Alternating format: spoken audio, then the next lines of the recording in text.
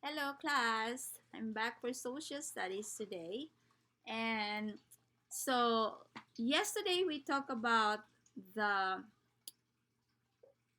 we talk about a tour in Athens, okay? So we actually took a tour in Athens, class. You remember? So, were you with me when we took the tour? When I took the tour. Okay, I hope you were with me. Okay, and so we learned that right after the Persian War ended, so Athens entered into a period of golden age. Okay, so golden age means that they enter into a state where they made a lot of accomplishments as a city state. Okay, so many people from around ancient Greece, okay, all other city states and other known world, okay, like like countries nearby. So they would visit like Athens because they are curious about how democracy works in Athens, okay, because only in ancient Greece class only Athens has the democratic form of government. All the others were different. Remember, each city states have different rulers and different laws of their own. But and Athens was the only one who has democracy. So people around this, ancient Greece were really curious about how does democracy works. Yeah. So that's why many people came to visit Athens, and we learned that whenever visitors arrive in Athens, Pericles. Okay, so here, so if you were with me yesterday touring Athens, so this is how we arrived. Okay, we arrived by ships. Okay, so many ships were coming in and sailing out. So Athens is pretty much like a busy city state in ancient Greece class during the Golden Age period. Okay, so and Pericles himself was the one, greeting and welcoming those visitors in Athens. Look at him. Okay, this is like a statue of Pericles, the head. All right, that's Pericles. All right, now so he was such a nice person, like a nice leader, right? Because he would bring the visitors to his house, and and while on their way, he talk about how the high walls of in Athens protected the people there against invaders. Okay, and then Pericles, toured the guest. Okay, he toured us because we're the guest. So he toured us around Athens. We get to see the Acropolis. We get to see, the Parthenon, Athena's temple, okay, which the Athenian built for her. And also we get to see the Agora, which is the center of the city. And then we we meet Socrates. Remember Socrates? So he was teaching young men in, somewhere around Agora. And then we get to see we like the guest, okay, like us, were able to witness how democracy worked during the assembly, right? So the people, like the visitors, were able to see how people would give speeches explaining their opinions over certain things, and then people would vote, and then they were able to see that's how democracy, and this inspire people, like they would want to bring democracy to their own city states. So that's what made Pericles very happy about it. Okay, so today we're going to be following the same guest, okay, the visitors we that we toured with in Athens. Okay, class? So I'm going to show you. Wait a second. Oh, remember Pericles was telling the guests that um, he would bring them to a play by Sophocles. Remember? This is where it is. Okay. It's an outdoor theater class. They don't have like the theater we have now where we can sit very comfortably, but the theater they have is like this. It's outdoor, okay? So you'll be under the sun. Sunny shine. All right, now so today we're going to be talking about a symposium class. So a symposium in ancient Greece, it's a dinner party. Okay, but a symposium, it's the definition is it's it's a kind of a meeting, okay, a conference. Okay, but in ancient Greece, it's a symposiums. It's a dinner party. Okay. All right. So I'm gonna be reading, and I want you to listen. Okay. All right. So after showing his visitors how Greek democracy worked, Pericles asked a friend to take the visitors to an Athenian dinner party. Pericles himself is a very serious man who doesn't go to many parties. So, but most Athenian men enjoy such parties. So, remember in Athens class, only men goes to party, right? If they want to relax at night, they would go to party with other men, sorry. So women were not allowed to go to a party, right? So this is the kind of party they have class. And Pericles doesn't like going to parties. Not, he doesn't goes to a lot of parties. So that's why he asked a friend to accompany the guest. Okay. So sorry guys, Pericles will not be with us for the dinner party. Okay. So the Athenians call their dinner parties symposiums.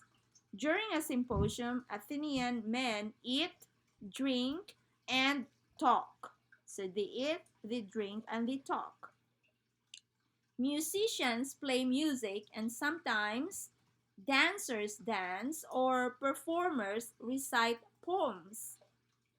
Okay, so women are not allowed to attend the parties unless they come as entertainers, so they can be in the party but they have to be entertainers. If not, then they cannot be in the party. Okay, so the foreign visitors and their guide arrive in the early evening, as about the time the sun goes down. So they're very early. Okay, so each of them is greeted by one of the household slaves. The slaves escort the guest to couches, take off the guest's sandals, and wash their feet. They wash their feet. So when all the men have arrived, dinner is served. The visitors feast on, guess what? Fish, cheese, raisins, and bread. So those are their food for the dinner. Now, after dinner, the men drink wine and talk. Slaves bring the wine in lovely two-handled jugs. Many of the jugs, Jugs, jug, okay? So many of the jugs, I'm going to show you. So this is a two-handled jug, okay? That's where they put the wine. Okay? So many of the jugs are decorated with beautiful pictures. Some of the pictures are done in orange against a black background. Others are done in black with an orange background. Some show scenes from daily life. Others show Greek athletes running or throwing the discus. Still others tell stories about Greek gods and heroes. So all of them are very beautiful. Okay, so the visitors have seen jugs like this before. Athenian pottery is popular throughout Greece, and all around the Mediterranean.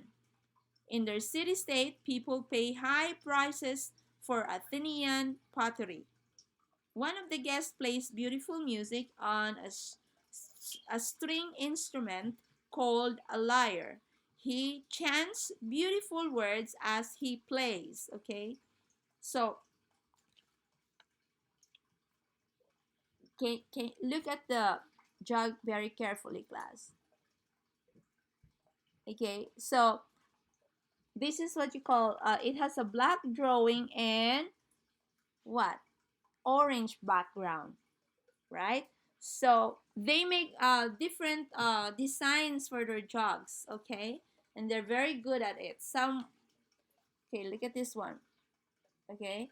So some of them can be like a drawing of an athlete throwing a discus. Some of it can be a drawing. This one is like kind of like a drawing with a god, okay? See? So that's how artistic the Athenians are. Okay, Athenians. So they really love arts. Okay, like music and pottery and So, anyways, so after the music, a performer begins to recite part of the Iliad. Remember Iliad, class? Iliad, Homer's famous poem. Remember, there's two, like when an Athenian boy, after learning how to read and write, they get to study the poem, two poems, okay, the Iliad and the Odyssey. So here they are just reciting the Iliad, okay. So it's about the what? It's about Achilles, okay, the hero of the Trojan War, okay, who was one of the warrior. Now, so all of the Athenian men have studied the Iliad in school, but they enjoy listening to it over and over the way young people today listen to music. So it's like music for them, listening to Iliad's poem over and over. Maybe like every time they attend a dinner party, there will be someone reciting an Iliad poems, right? But they never get tired listening to it. It's just like a beautiful music into their ears. Okay, so they are always excited to hear about the great and famous, I know, they are always excited to hear about the great and fearsome deeds of the poem's hero, who was Achilles. Okay? He was the mightiest warrior in the Trojan War, but he had a terrible temper. So he was a very great hero, but he has a terrible temper. You know what's temper, class? So when you get mad very easily, so that's temper. You cannot hold on your anger and you just lash out. That's it. So when Achilles got mad, okay, listen, nobody could stop him. The performer describes how Achilles got so mad that he attacked almost the whole Trojan army by himself. So he drove the Trojan soldiers into a stream. The stream was filled with men and horses, all struggling in confusion. Achilles hacked the Trojans down on every side. Their dying groans were loud as the sword went through them, and the river was red from their blood. So it's a nasty fight. So when Achilles' arms grew tired, he pulled 12 young boys alive out of the water and took them prisoner. He tied their hands behind them with their own shirts and gave them to his men to take back to the ships. Then he jumped back into the river, ready to kill some more Trojans. So he's very brave and he's very scary, right? So the men listen and drink and comment on the poem. They all agree the poem is very beautiful and powerful. As for Achilles himself, he was a very scary man, but he was also very brave, and the Athenians respect bravery as much as the Spartans do. Remember the Spartans?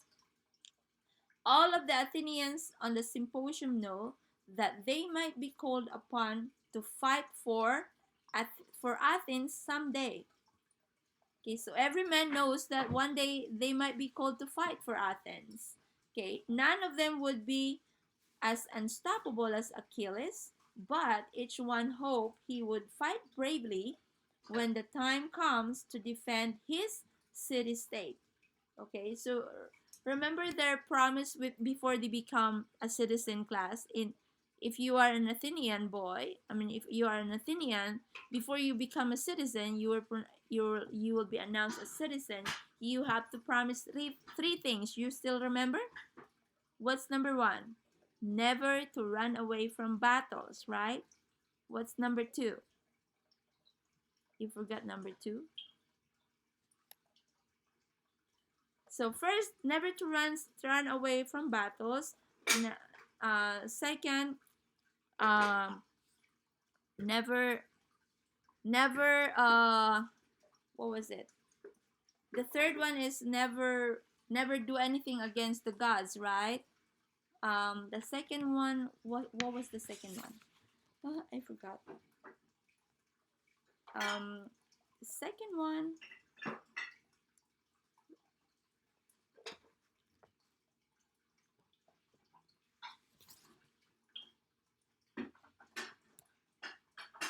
Let me see. I forgot the second one. Oh, okay.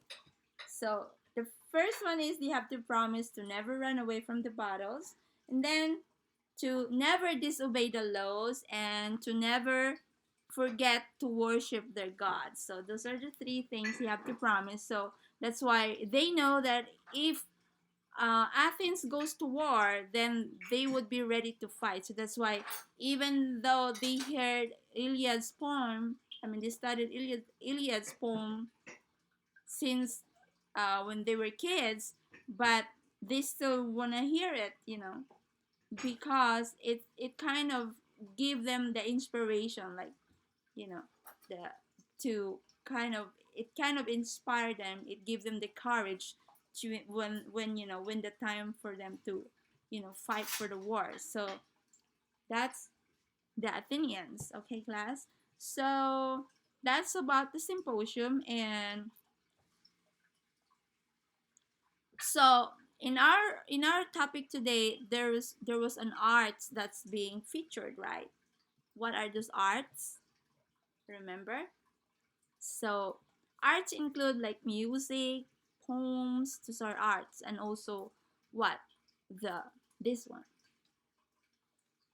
Okay? They're very good at it, class. Now what I want you to do is to make your own jug, okay? Can you make your own jug, class? Remember their jug, okay? It can be black drawing like this one. The drawing were black and the background is orange, or it can be orange, the drawing is orange and the background is black.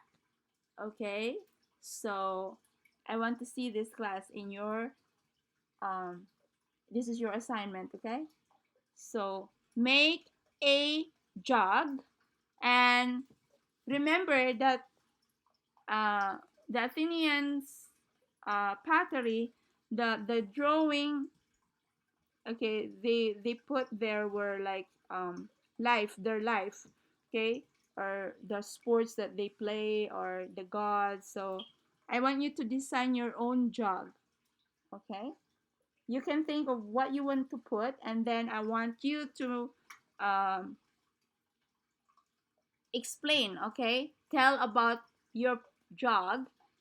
What is it about that you draw there? Okay, tell about it in 3 sentences. Okay, class. All right, so make a jog and describe it in 3 sentences. Okay, class, so that's it for today, and I'll see you again tomorrow. Bye.